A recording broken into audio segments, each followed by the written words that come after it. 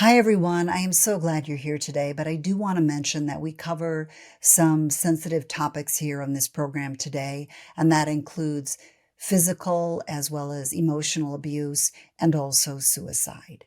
But I do have a terrific guest, and he has an incredible story to share. I look at my body right there on the floor and I'm like, wait a minute. Like my mind's messing with me. Like I'm gonna walk home. So I was like, okay, let me just start walking home. And literally I took like 3 steps or something like that. And then poof. All I know is I'm in like this stunned presence where you can tell it's like the most supreme, ultimate being ever. Everybody in this world he loves the same. Whether you know that he loves that prostitute the same way he loves that joint smoking skateboarder, the same way he loves that professional guy, the same way he loves that pastor at church that's doing it for money and stuff like that. He loves everybody the same. This is Beyond with Heather Tesch, where we examine near death experiences and life itself, hopefully making this life a little better.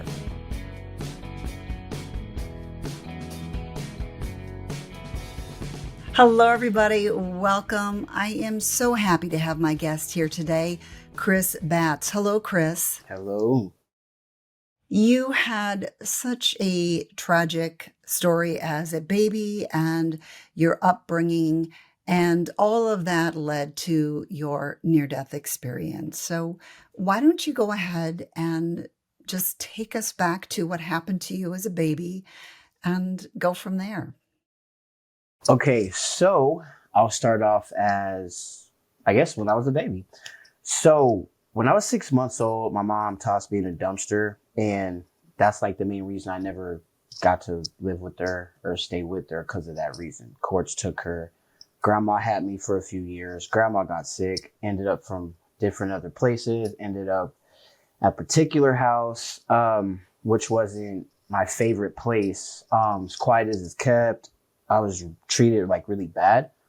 And like even I know like to this day they still would deny that wasn't true, but I was treated very bad. And now that I'm an adult, I think of things that happened as a child, and I'm like, yeah, I definitely realize how abused I guess you could say I really was as a kid. That led to suicidal thoughts, and we went to church a lot, so then that led to a lot of religious beliefs, and I would wonder why is it that we go to church all the time and you treat this kid like this at home?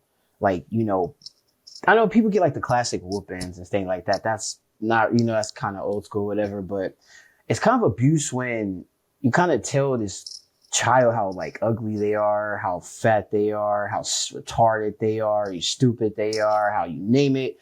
Basically, all the names was never good. And with this, I had a lot of issues, I guess, a lot of self-esteem issues, which I know to this day still affect me now.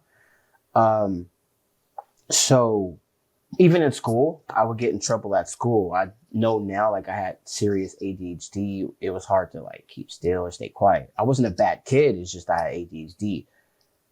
They try to beat that out of you as a kid and stuff like that. And so like long story short, I started thinking about the word, or I started thinking about taking my life when I was about 8. I started like cutting my arm. Don't know really how I got the idea. Don't remember. And that's when I resorted to music instead of like cutting myself and stuff like that. This house I was at, I ended up leaving there like around 13 or something like that. They found my lyrics, moved into another place, into another place. And then around like high school, I was popular. It wasn't so I didn't have such self-esteem as I did before, as I was really popular, had a lot of friends.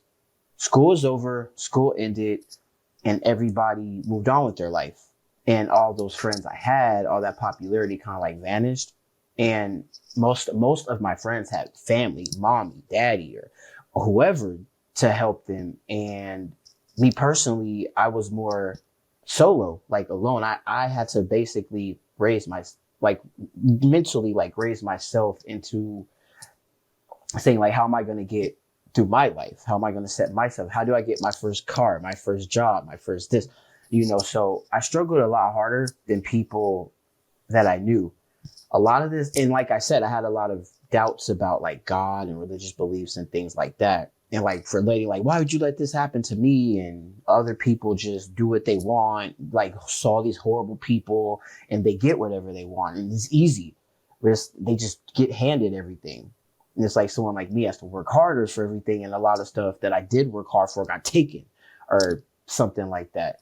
So I had a lot of, I guess, beef, you could say, with God, source, whatever name you may have it, universe. And so when I was in my early 20s, I just decided to, and like I said, the suicidal thoughts always stayed there. It was in my mid 20s where I was convinced that this life isn't for me. I want to just end it. So that's exactly what I was planning to do. And I'll speak later about the signs of someone who wants to take their lives. But for now, like I said, I made my plan and I stuck to it.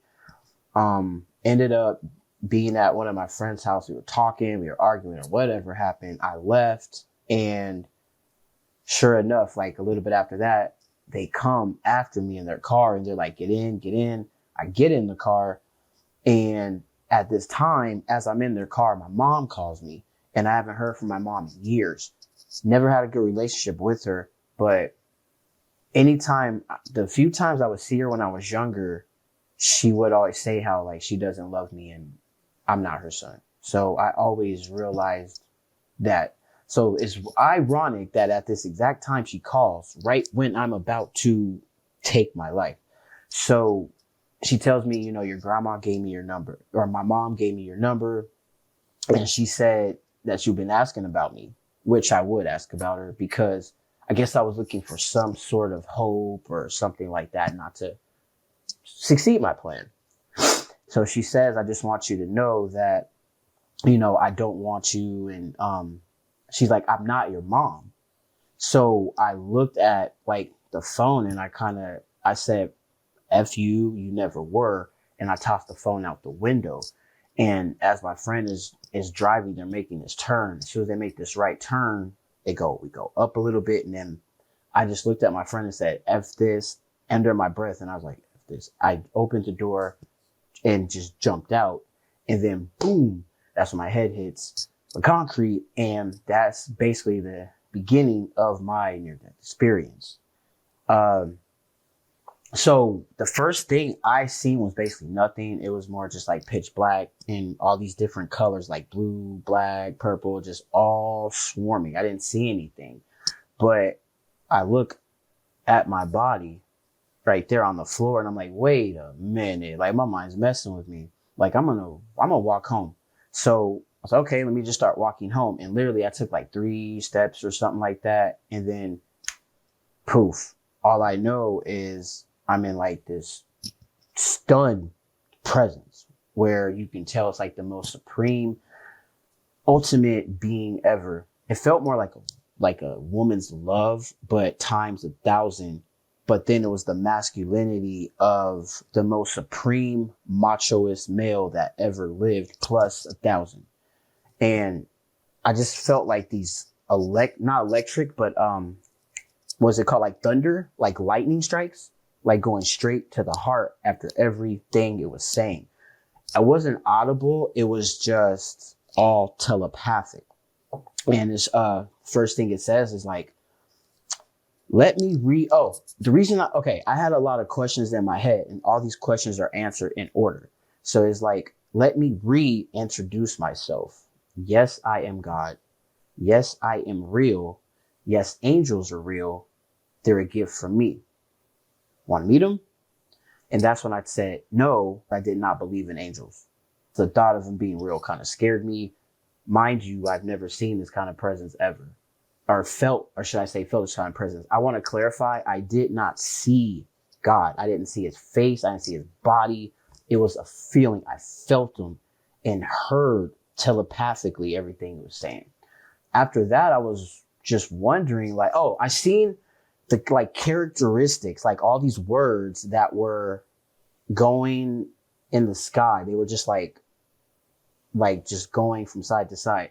And I'm guessing this is character for when he said, like, let me reintroduce myself. That's how I took it.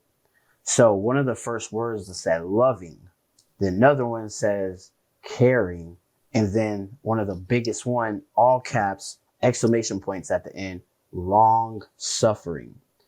And this word long suffering, I remember hearing all the time in church as a kid. I grew up in a Baptist church, and I also experienced like, you know, certain Catholic church with people I knew are Baptist, Pentecostal. There's a lot of like different religions out there. And I always heard that word long suffering. And I believe that meant to like, I will work with you and suffer for a long time until you understand, you know, like that. I want you. That's how I took it. So I'm thinking about like, I'm going to burn in hell or whatever. And HE double hockey sticks or whatever you want to call it. And I'm sitting there scared out of my mind. And I'm thinking of like the devil, the evil one. Cause I grew up in churches where they tell you like, you're going to burn in hell if you don't read the Bible. And if you sin once, you burn like in hell. You know what I mean? So I just felt something go, look this way. I look that way. And before I can say devil, like when I'm like, but what about look that way? And it was like this like person, like it was like a snake and it was wrapped in chains and tightened. And it's like, you don't worry about that. So then he proceeds to, and I know this is going to sound crazy, but like I said, I did not see his physical body. I felt him get on a knee and give me a hug. And he says, I will go to the end of the world so that everyone is with me. So after that hug was over, I was like, is there anything I'm supposed to tell people when I go back? Because they're going to think I'm crazy when I go back. They're going to think I'm a real life crazy person. And he says, let me show you this exactly word for word. Go and tell everyone that I love them. That's exactly the word for word how I heard it. Okay, so next thing you know, I see everything. Clouds everywhere. A bunch of angels just swooping around me. But this time, I'm not on the ground. I'm in the sky. I see like everything. I see the church here. I see the police station here. I see everything. And as I'm there, I just see a bunch of angels and a bunch of Bibles and crosses. And I'm thinking, I don't know the meaning for that, but maybe it's because of my fears of how I thought like, well, if you don't read the King James Version Bible all the time, you're going to burn in hell kind of thing. Which I read the book, like that whole book, like twice, maybe 3 times. And there's just a lot of things I'd seen I deferred on. I thought I didn't agree with everything in that book. I always thought it was man-made. I had my questions about it. And I was always taught, like, don't question God. So that's why I was so scared out of my mind. So there's this cloud that I see and it's open. And I always like to call it a donut hole. Because it's like if I were to go into that cloud and actually walk through that hole, I would probably have never came back. So I guess I'm in like mediation between like heaven and still earth. I was like, I wasn't in heaven, but I wasn't on the ground on earth. So these particular angels that I see, I just felt 2 people like, it's okay, calm down. Cause I was like freaking out about it. They're like, no, it's okay. 2 of them, I felt like I knew like all my life. It just felt so familiar. So I remember just one on each side. They were both masculine, very masculine. And you could tell they were angelic too. The one on my left was, he had more of like a beetle kind of face. I get a lot of crap for it, but like, oh, beetles are the devil or whatever. No, like it was kind of like a beetle kind of face, but his wings were like really wide and he was huge. I say he was about 8 foot something.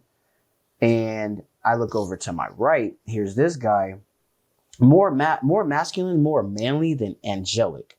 So he looked like a man with angels. I like to describe him as, like I would always say, the brawny guy on the brawny paper towels, or like if you watch Roseanne, Dan Connor or something like that, that's who he reminded me of. He had brown curly hair. The first thing though I seen was his slippers he had. He had like these sandals or whatever, and they were brown like sandals. I'm like, where are sandals? It's crazy. I look up, here's his blue jeans, and then I look up, here's his red flannel shirt, and he has the sleeves rolled up like all the way to his elbows, like literally like a construction worker kind of guy. The next thing I noticed about this one, he was extremely fit. I'm talking about he was jacked, like his muscles were like none other. And I wanted to, honestly, I was motivated to hit the gym after I come back. Yeah. So after that, I looked to my right side, and that's when this angel, particularly the beetle face one, is like, "Are you sure you want to go?" And has like, he was angry about it. So I've kind of scared me. Meanwhile, don't scare somebody that's already scared right now. So I look over to my right, and I'm like, "Oh, this dude is huge. He's gonna bury me. He's gonna like kill me, you know?" And then in the softest voice, "You have so much to do for so many people." That's all they said. So they say, look down. So I look down and I see, and there's my body. Here's the ambulance here. Here's my friend on their phone or they're texting or whatever, way over on the other side. And then here's here's all like these fire trucks or police cars. Everybody there's so many lights. I can like still remember so many lights. And I'm looking at my body literally on the ground like this. And I'm like, wait, no, like I'm right here. Like I'm not there. I'm here. They can't hear me. So I'm like, I look at these two angels and I'm like, so this really does happen? And they're like, yes. They're comforting me. They're like, everything is okay. You know, you'll be fine. Everything's okay. You know, things are going to change when you get back. But they left the decision to me. They said, do you want to, oh my God, I can still hear these words. It's crazy. Do you want to stay or do you want to go? What that meant was, do you want to stay with us? Or no. Do you want to stay on this earth or do you want to go with us to the other side? They left me the choice. So I was like, usually the average person would say like, I'm out of here, man. Like I finally got my escape. I'm out of here, man. Me, I, for some reason, felt that urge to go back. And as soon as I heard that you have so much to do for so many people, I just knew instantly you got to get yourself back there to the world and try to help as many people as you can. So right away, I just said, yes, I'll go back. And you know, I did wake up briefly in an ambulance, but I didn't understand what was going on. Like I woke up briefly in an ambulance, but I was just in a coma, like right after that for days. And I woke up days later with the doctors like, oh my gosh, he's up. The miracle's here. The miracle. We thought you were gone. We didn't think you were coming back.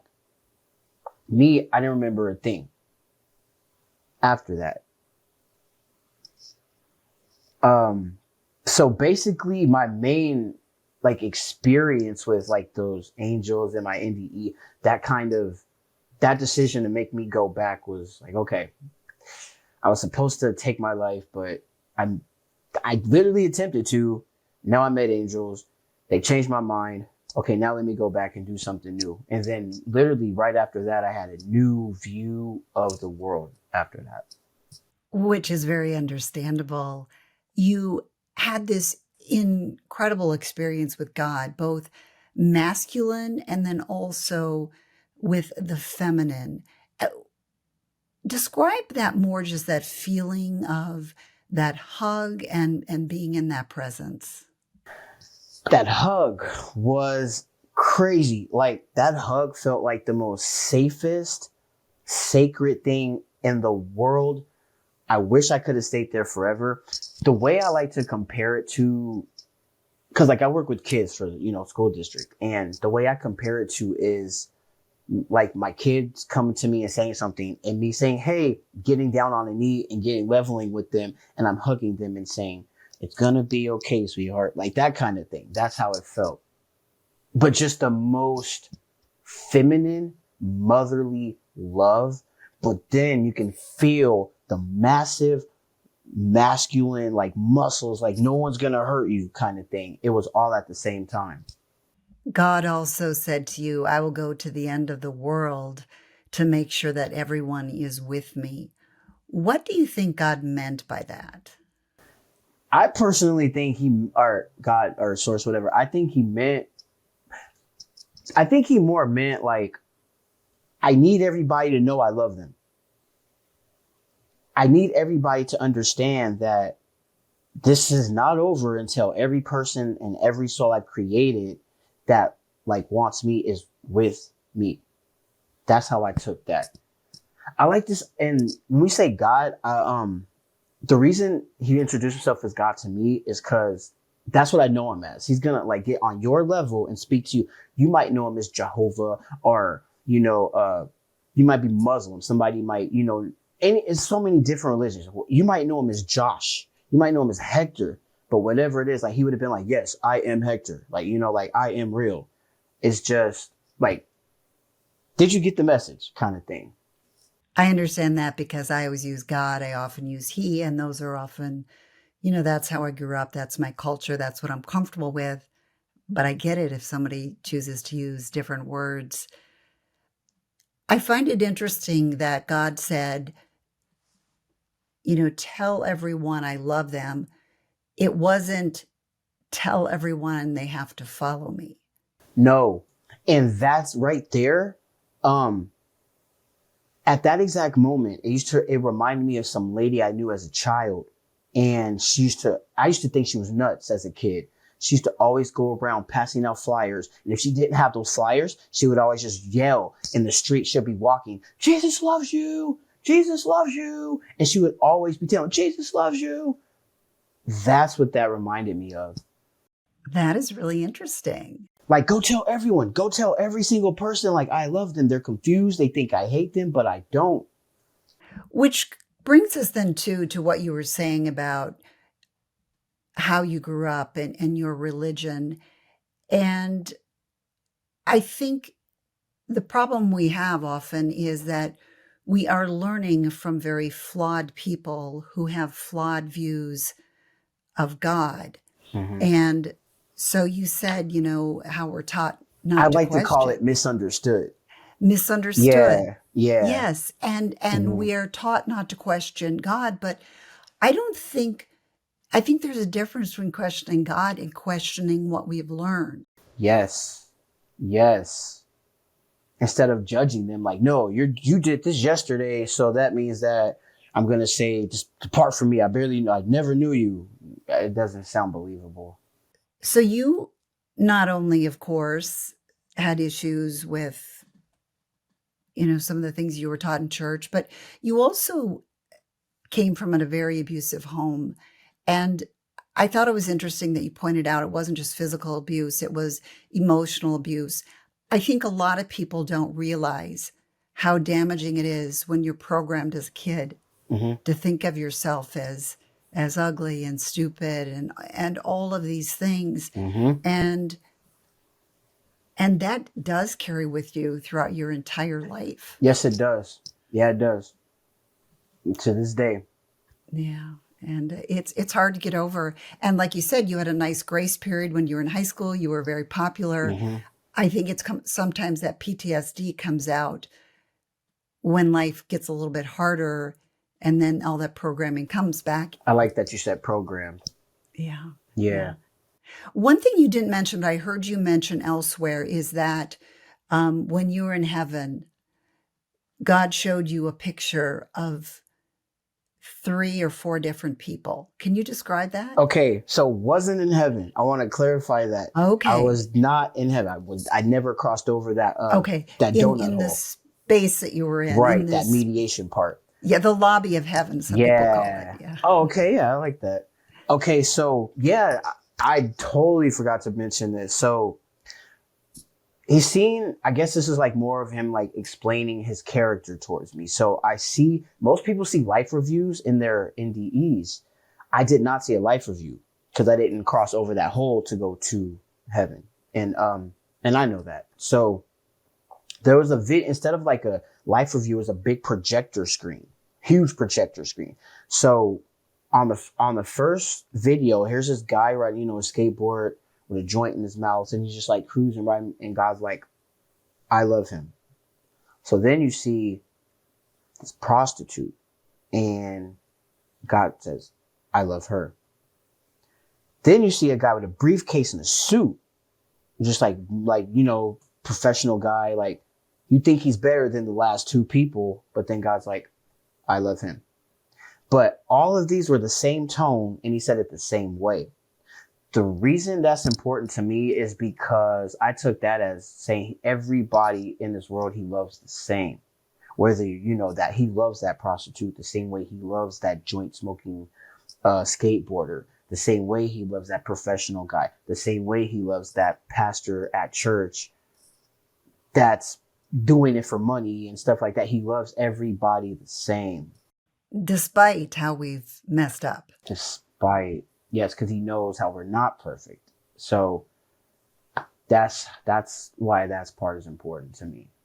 You had gone through so much suffering in your life, and I've heard so many times from people that they say God can't be real because why would he allow all this suffering? Do you feel that your suffering was divinely planned? There was many times I would say, why you let this happen to me? And like, if you're so real, why would you let all this stuff happen? If you're so real, why do you let babies get hurt? Why do you let, there's so many questions that even to this day I still have. Like, why are there so many wars? How come you don't intervene? How come, helpless people have things happen to them that they can't defend themselves? Like, there's so many questions I have. But at the end of the day, I truly believe that God, source, whatever you want to call him, is not the type that's gonna force you. I think he hopes that we do the right thing, but he gives people so much free will, and he's like basically entrusting us on our own to do the right thing, that he's just kind of sitting back rooting for us, like, come on, you can do it.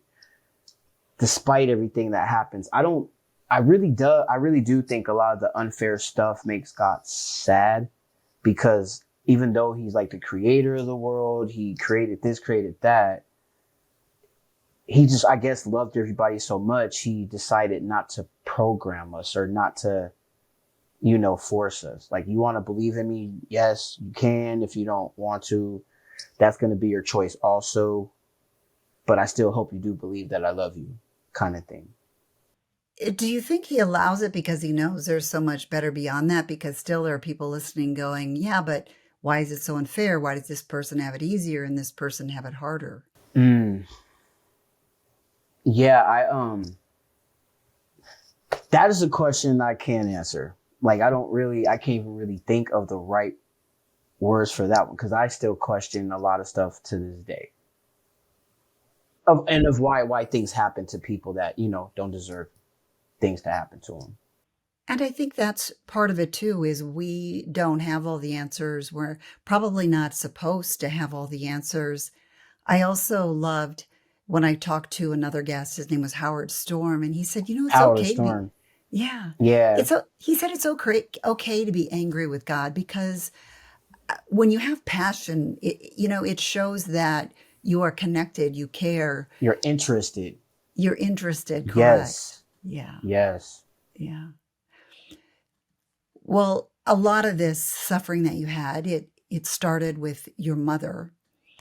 So, were you able to ever resolve things with your mom? I was angry with her for a long time. And even after my near-death experience, I was angry with her for a long time. So it was up to a couple years ago, I think. Someone was telling me, like, try to look out for her, reach out to her. My mom was homeless. She spent a lot of time, like, in the street. So she didn't have a home. She slept outside. And her sisters knew that. Her brother, her whole family knew that. No one took the time to care. So I felt like, as her son, I have I'm more older now, so let me try to talk to her like adult to adult. It may be a different kind of conversation. I I guess I waited too late because I got a call from, or it started off as a Facebook comment, like, call me ASAP. And it was from one of my aunt's friends or whatever. I can't really say who it was, but it was from somebody that told me to call my mom. I mean, not to call my mom, but to call them. They had to talk to me. I called and they're like, are you sitting down? And I said, what happened? I was just getting off of work and I parked and I talked. And this person was telling me what happened. They found your mom outside on the curb and it was raining the night. Like it was a horrible rainstorm. That lasted like a week. I remember that.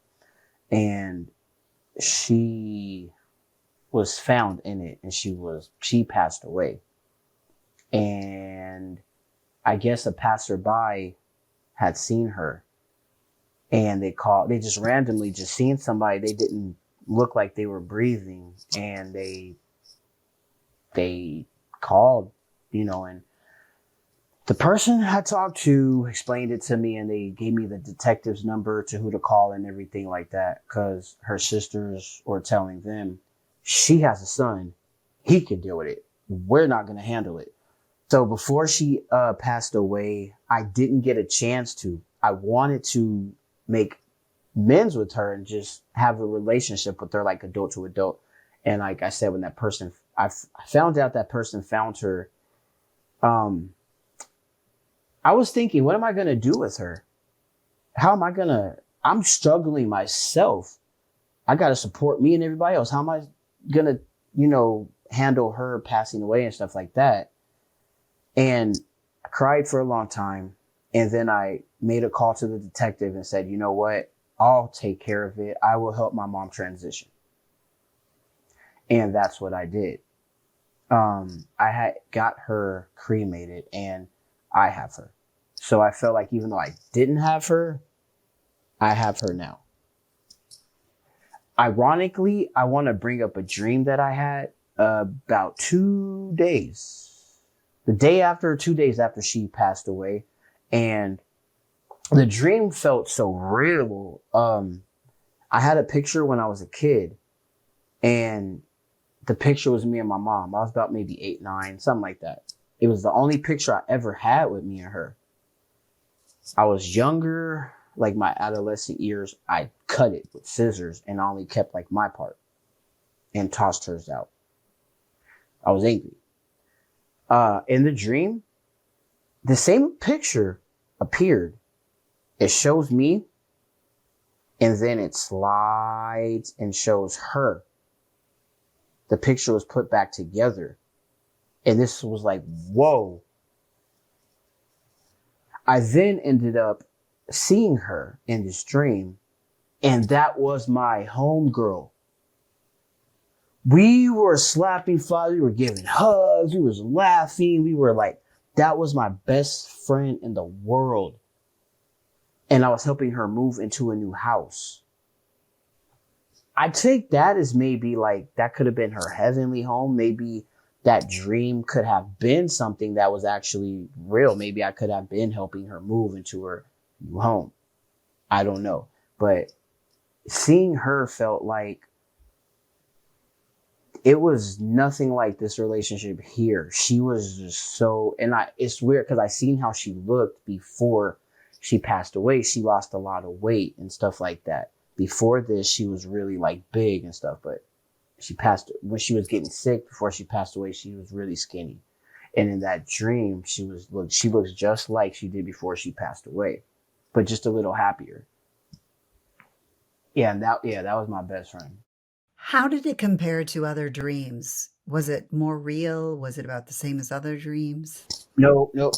It was not the same as any dream I've ever had. This was the most real dream I have ever had. It's just so ironic that I'm helping her move into her new home, literally like a day or two after she passes away. Like I didn't even have her ashes yet or anything. It's just That's the dream that I had. And there was no anger, no resentment. I forgot anything really happened. We were just bonded and close. I'm gonna call you later, girl. Like, all right, girl. Like, that's how we were in that dream. And she said, I love you. I'm like, I love you too, you know? Oh, that's wonderful. And of course, I'm sure you've heard that many people believe that they have been visited by their loved ones in dreams. For sure. Yeah, for sure. Do you feel better now? I mean, is that how you hold her in your heart now, that Yeah. new image? Yeah, especially knowing I have her. Like, so I'm like, nah, nah, nah, nah, you know? like, Yeah. like, nah, nah, nah, nah. Like, I got her, you know? So when like no other family members cared or anything like that, I ended up like not being the winner, but like I ended up being the one that got to, in the long run, be with her. It's nice when things can come around full circle and you can have that resolution with somebody who so deeply hurt you early on in your life. And it seems like you got a glimpse of her true being, of who she really is. Yeah, yeah. There's some interviews I've done years ago. I still had that little bit of not resentment, but I'm like, yeah, I wish she was here. And people will leave comments like, your mom was this, your mom was that. I'll be like, yeah, that's true. That's true. But then like I find myself like defending her now. If he's saying something like, your mom's a horrible person, I'm like, she didn't know she had ailments. She was going through things. And that's a sign of when you can finally forgive and you have that. It's so much easier in your heart when you can feel that way toward your mom than to harbor the other things. So what a gift it was that she, I think, and I'm sure you do too, that she came back to you. That is one of the greatest. I figure like that dream, I think about it now, it makes me smile. Like that dream was one of the best gifts I feel I've ever gotten. Probably one of the best gifts that you're giving. Well, there are numerous. You're very loving. You work with special ed children, but I think you're also someone who can give some hope or advice to somebody out there who is contemplating taking their life.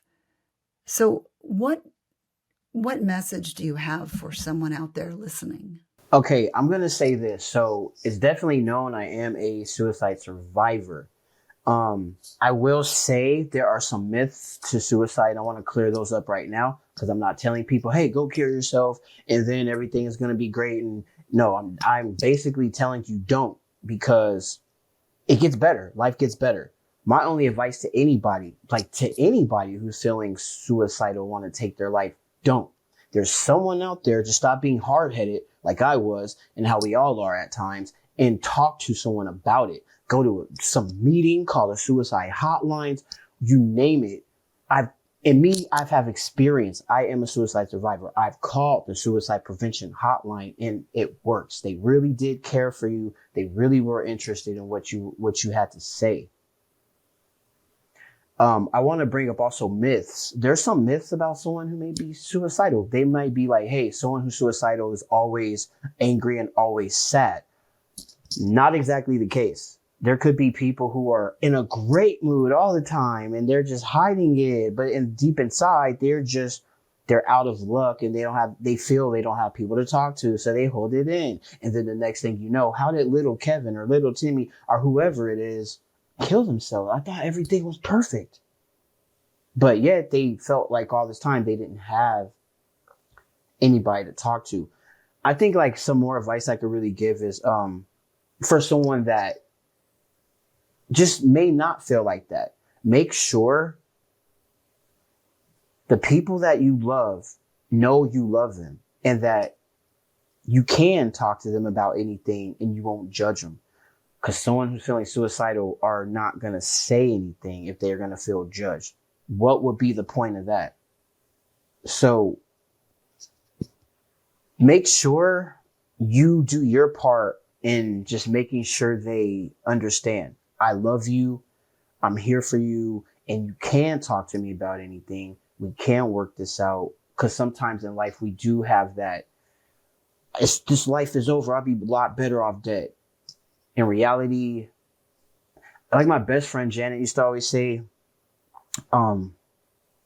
suicide is more of a permanent solution to a temporary problem. And that's how I like to take it.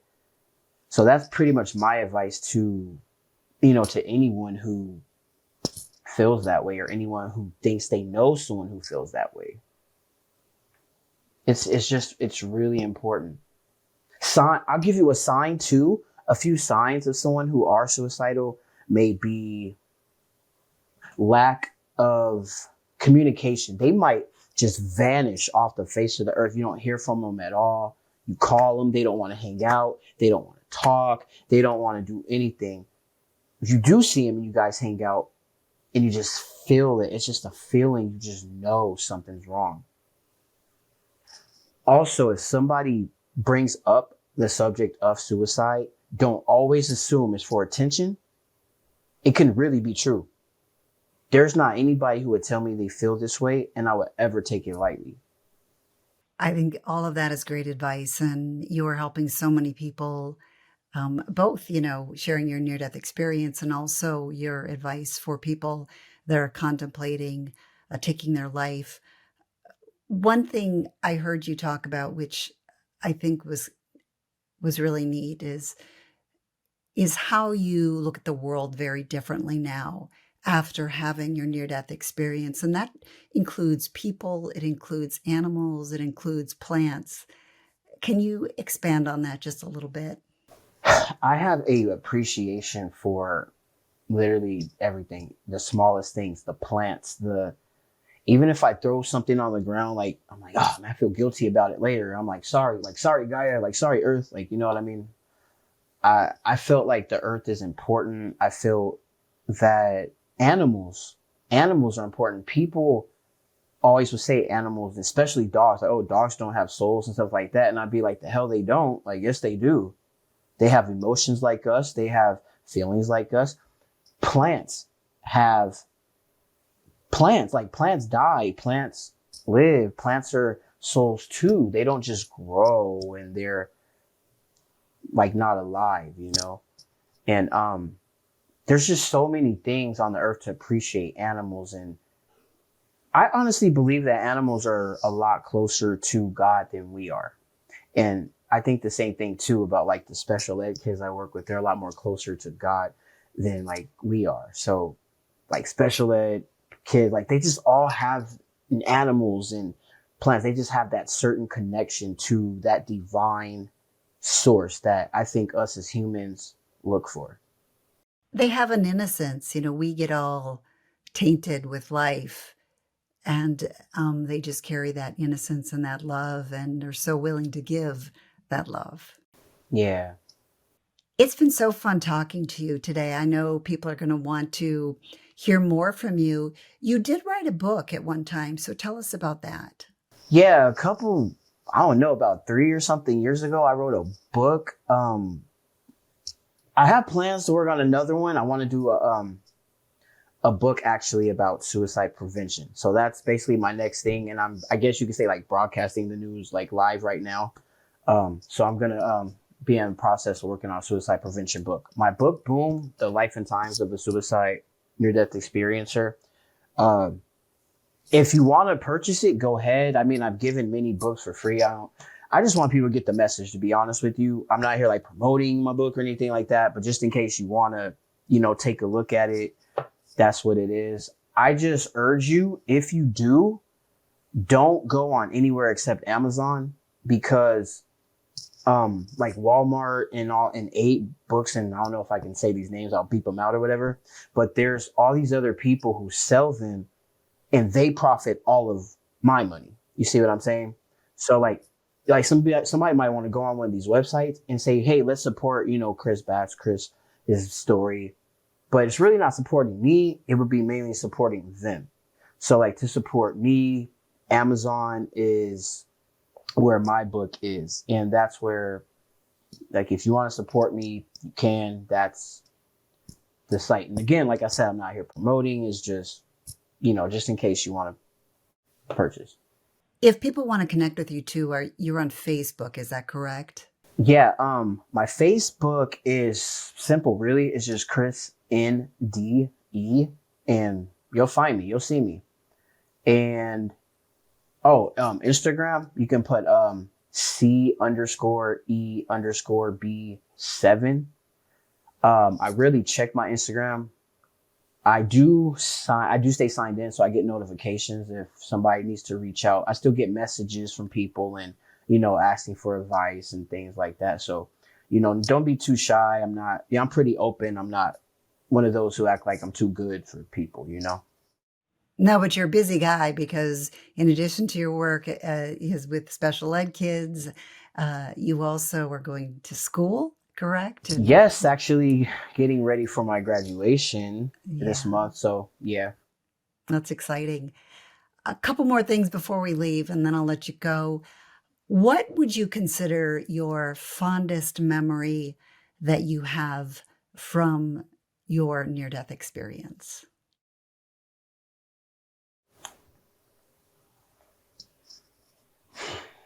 God telling me, go and tell everyone that I love them. That kind of changed everything. I for then knew I don't have to be scared of death anymore. It was that moment. And it looks like that's what you're doing too. You're not only saying to spread that he loves everybody, that God loves everybody, but also you're out there loving everybody too and sharing your story. I have to. We need love. The world needs more love. We can't have, yeah, I get people say we can have too much love, but there's honestly too much hate right at this point. The world is just really in transition. It's like a lot of bad energies. So we need all the good that we can get. What do you think is the most important thing that you want people to take away from our conversation today? My takeaways would be God is real, angels are real, they're a gift from Him, and what else? And about anybody that feels suicidal, don't do it. Contact somebody, or if nobody else, call the suicide hotline. They help. There's people that even contacted me, an actual suicide, experiencer. People that know people that are feeling like that, make sure you try your hardest to make them understand and reassure them that they don't have to make that choice because you're here and you're not going to judge them. Chris, it has been such a pleasure talking to you today. You are a beautiful soul. It's so wonderful that you're sharing your story and you're giving hope to a lot of people in more ways than one. I think you're giving hope to people that are suffering a lot right now. And then you're also giving hope to people that want to know more about, what is to come for us someday. I appreciate that, Heather. I really hope so. And I really thank you for having me on your show. You are so welcome. You have a wonderful day. You too. I just love that all of these near death experiences are so unique and there's so much to learn from all of them. Chris had an incredible experience. He also is just a beautiful human being. He is doing so many wonderful things in this world. He, of course, works with special ed children and he is spreading his story about his near death experience and also about God loving everybody. And then, of course, he also wants to help other people that are contemplating suicide. Really a wonderful guy. And I'd love to know your thoughts on the things that he shared. You can go ahead and put those in the comments. I will say one thing that stood out to me, and what that was is we often have this certain picture in our mind about what the heavenly realms should look like.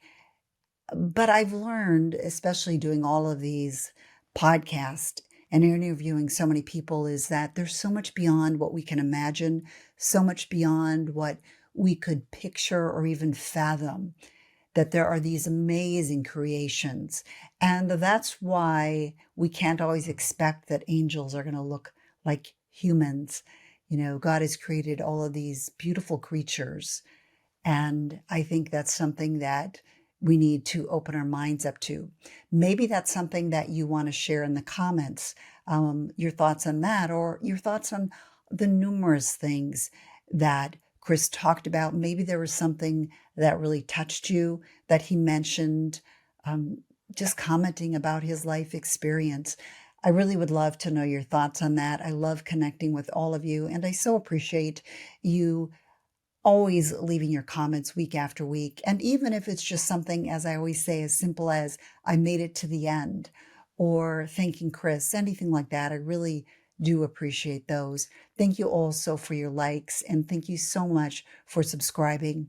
For those of you that want to find out more about Chris, he did mention he has a Facebook page, Instagram, and I'll have links to that in the description. I'll also have a link there to Amazon, where, of course, you can find his book. And you'll always find in the description a link to all of my episodes. And I've just had so many amazing guests. I really hope that you will take the time to go back and listen to some older episodes that you might not have heard yet, because there are really so many incredible stories that are out there, and they are all so very unique. So check that out there, and then make sure to come every week. Come looking for me. Once again, I did do a longer episode, so I am testing that out to see, what's better. 2 shorter ones, 1 longer one. Please share your thoughts on that. Maybe have a few things to say about Bubby. He always loves to join us on this podcast. Thank you, everybody, for joining me today. I hope you have a wonderful day, a wonderful week, and I hope to see you in the next episode. Thanks for joining me on Beyond with Heather Tesch. Please add comments and questions you'd like future guests to answer. Also, if you liked what you heard, please hit the thumbs up button and subscribe. That'll help keep this podcast going. You can also go to Beyond with Heather Tesch to look for more episodes.